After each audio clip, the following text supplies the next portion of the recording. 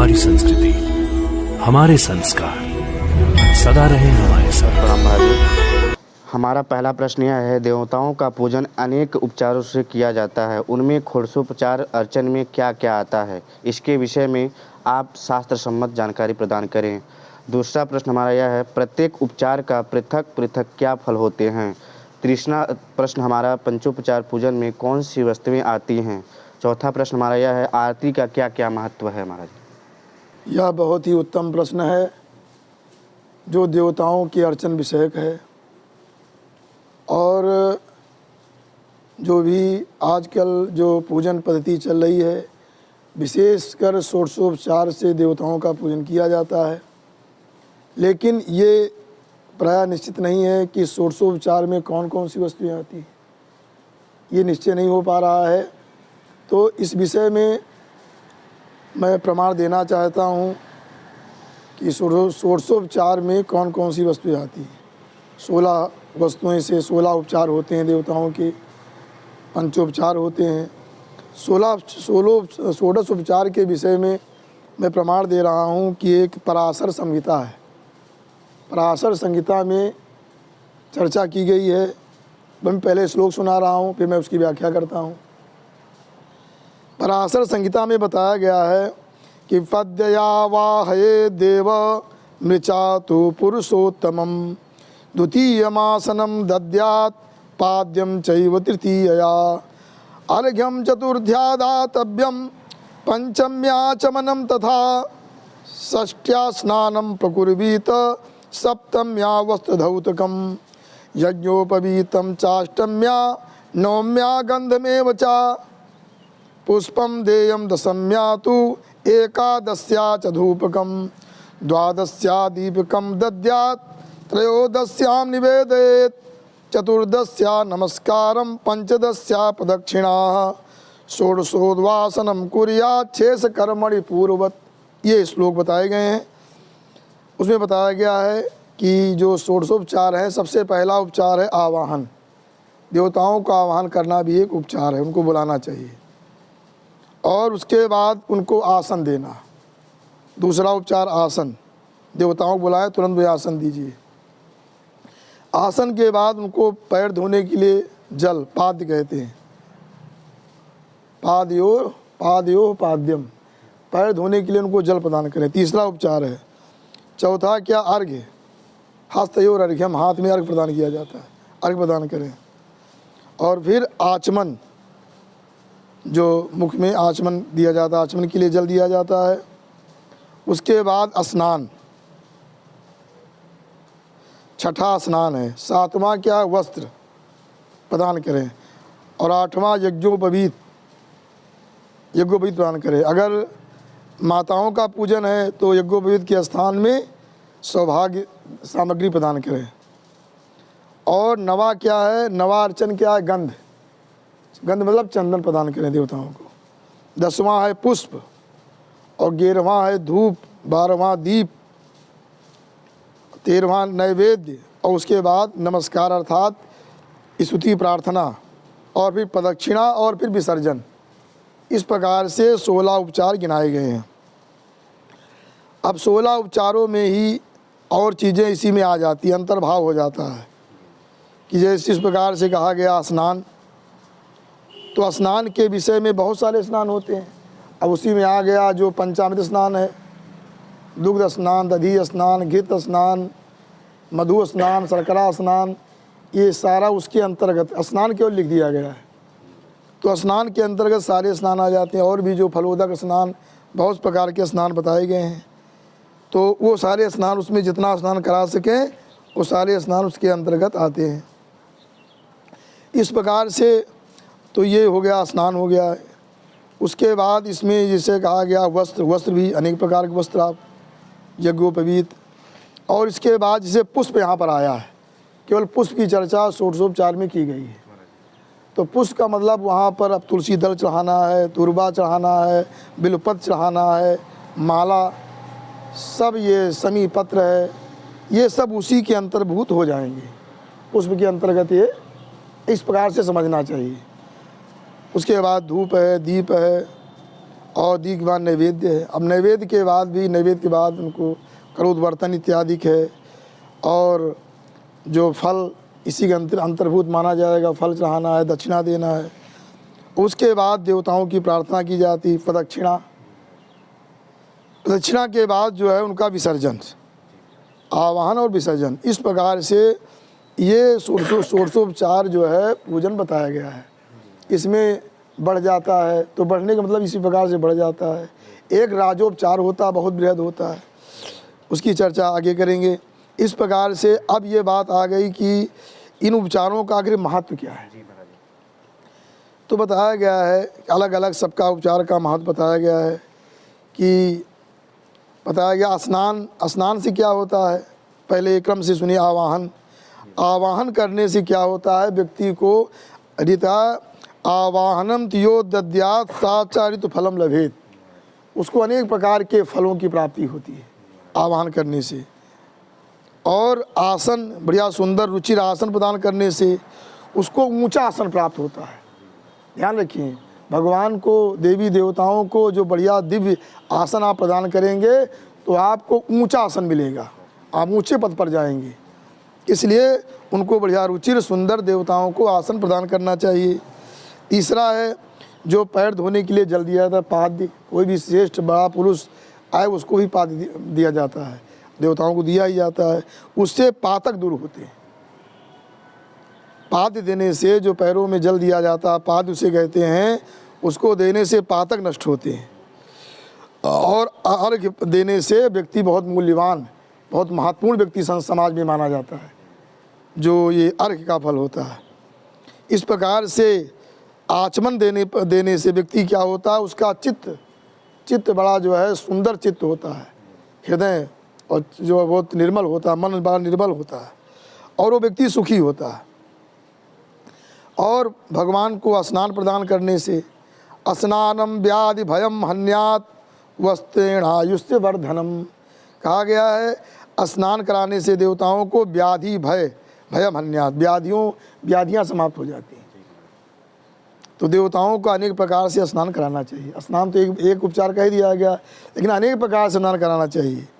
उसमें शिव पुराण में सब बताया गया है कि व्याधि दूर करने के लिए उसमें जो है फल का स्नान, रत्न का, स्वर्ण का स्नान, फलों के गूदों का स्नान, और जैसे ये जौ के आटा आदि का स्नान, ये कई प्रकार के स्नान बताए गए, कुशोदक का स्नान, और बहुत सारे स्नान गिनाए गए हैं।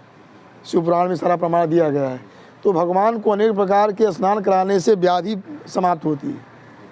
अब आजकल बहुत सारे लोग हैं, अभी हम उसमें प्रमाण वो पुस्तक ले आएगा वो ब्रह्मनित्य, तो उसमें बताया गया है, शिव पुराण में प्रमाण दिया गया है। तो इस प्रकार से बताया गया है कि अब आजकल के लोग, कुछ ऐसे लोग अपने अयोध्या में ही, जैसे हम तो केवल उनको कूप मंडूक कह सकते हैं, कि जो कहते हैं कहीं लिखे नहीं, ये सब स्नान, स्वर्ण स्नान और ये सारे फलों का स्नान, ये कहीं लिखे नहीं। शिव पुराण में मैं बता रहा हूँ, लिखा हुआ है वायवी संहिता में उत्तरखंड में अध्याय 24 में क्या क्या स्नान होते हैं बताया गया है कि पंचगव्य घृत क्षीर दधि मध्वाधि पूर्वकैः मूलई फलानाम सारैश्च तिल सरसप शक्तिभिः स्नापयेद गंध तो येन कुश पुष्पोदकेन च हिरण्यरत्न तो यैश्च मंत्र सिद्धैर्यथा क्रमम्। इस प्रकार से ये शिव पुराण में मैं प्रमाण दे रहा हूँ, लिखा है कि पंचगव्य से स्नान करावे।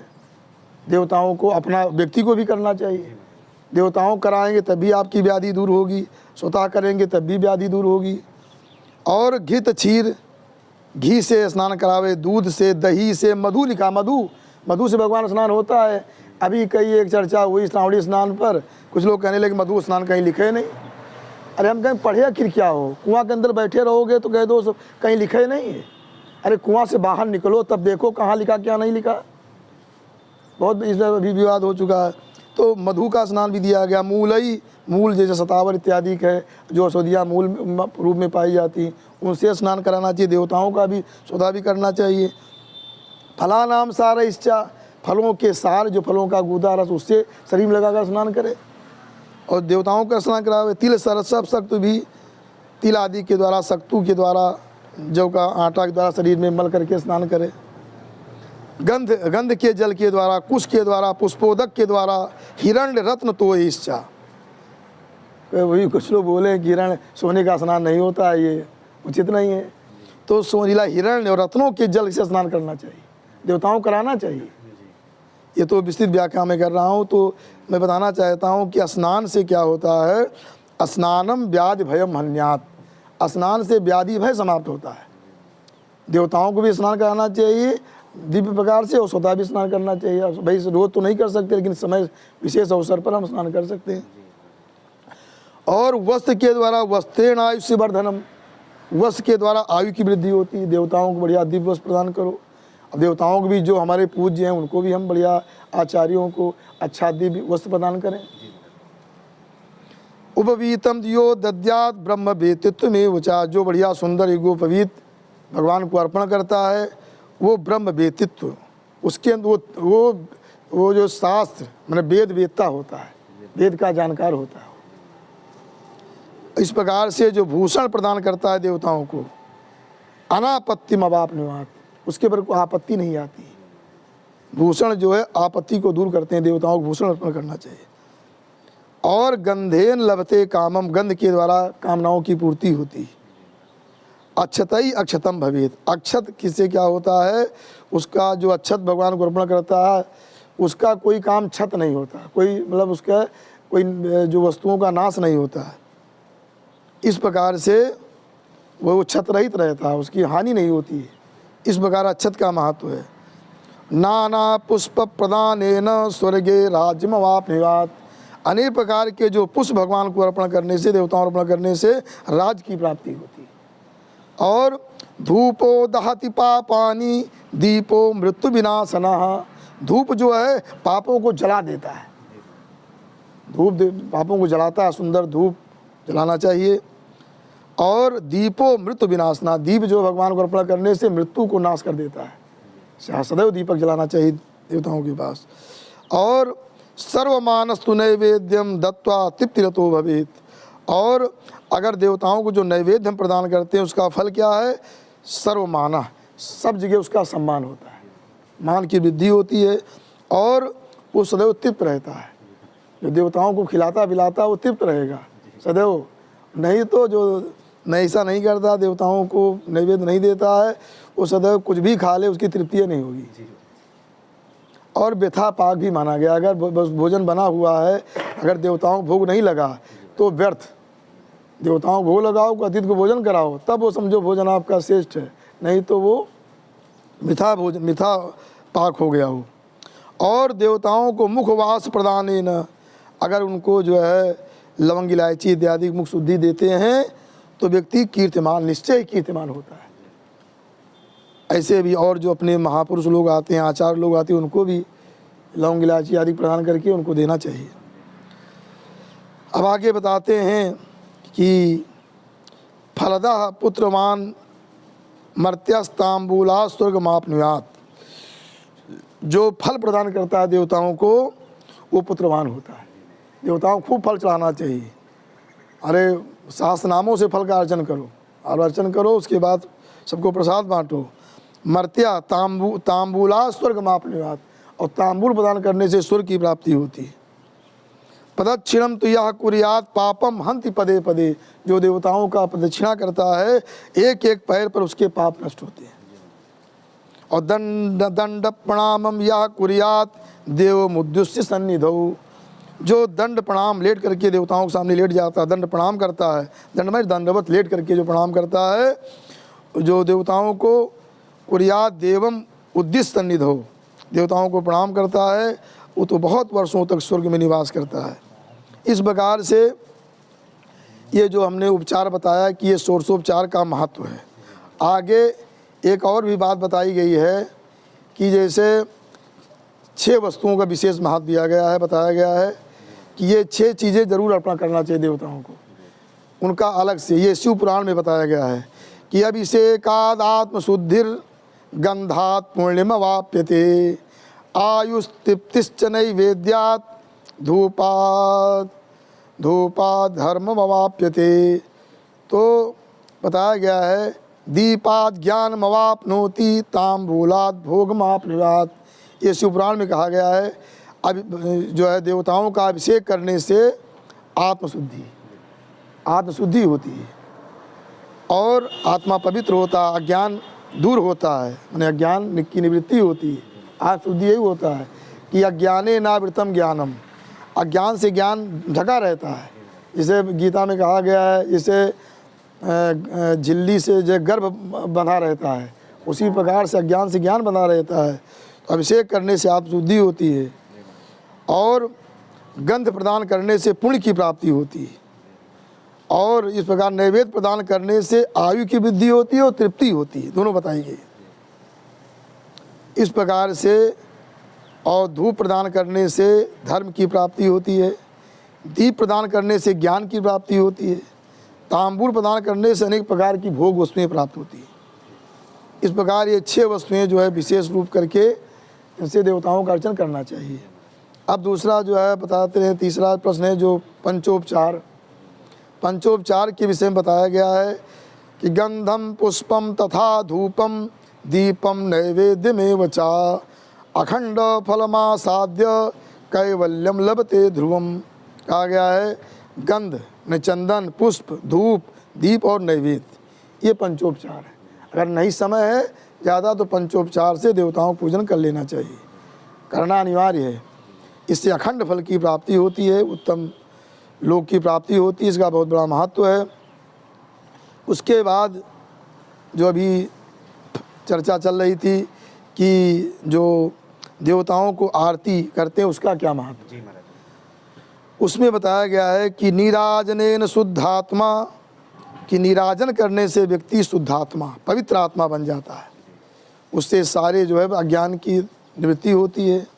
और भी बताया गया है क्या क्या आरती का महत्व होता है कि आयु श्री वर्धनम पुंसाम चक्षुषामपि पूर्वकम उपपाप हरम चैव सदा नीराजनम हरे। भगवान की आरती करने का फल है आयु की वृद्धि, इतने सारे फल हैं। और श्री वर्धनम, श्री माने एक होता तेज की वृद्धि होती है, व्यक्ति तेजस्वी हो जाता है। और श्री माने धन, मान ली धन की वृद्धि हो, और दूसरा तेज की वृद्धि। और चक्षुषा में पूर्वकम, और नेत्रों की ज्योति बढ़ती है। इस प्रकार से उपपाप हरम, जितने जो उपपाप होते हैं माने महापातक छोड़ दीजिए, उसके बाद जो उपपाप होते हैं सारे पापों की समाप्ति हो जाती है आरती करने से। इस प्रकार से आरती का महत्व है। हम पहले बता चुके आरती का मतलब होता है असमंतार्थी आरती। दूसरा ये भी होता है आरती का मतलब होता है एक आरती शब्द हो, एक है आरार्तिक की। तो आरार्तिक का मतलब होता है कि जो हमारे भगवान के कष्ट को हम दूर करते हैं, भगवान कष्ट रहित हों और हमारे कष्ट को दूर करें। इस प्रकार से ये चारों प्रश्नों का समाधान। और इसी प्रकार से भगवान शिव जी विराजमान के चरणों में प्रणाम करते वाणी को विराम। हमारी संस्कृति, हमारे संस्कार।